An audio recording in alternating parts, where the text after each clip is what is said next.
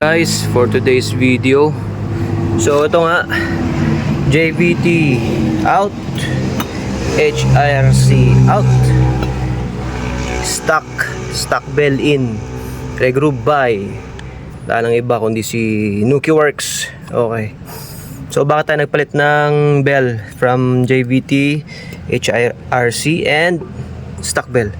JVT natin medyo matagal na rin kasi naabot na ng ilang taon, siguro 4 years bago tayo nagpalit. Ayan o, kita nyo guys, yan, wala na, naupod na rin yung kanyang regroove.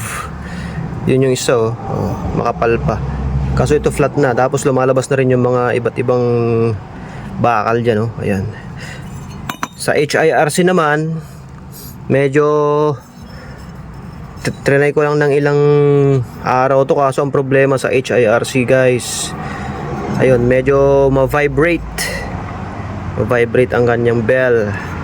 Ayan, so nagpalit tayo ng bell regroove guys. Okay, update ko kayo sa takbo. Ride safe always.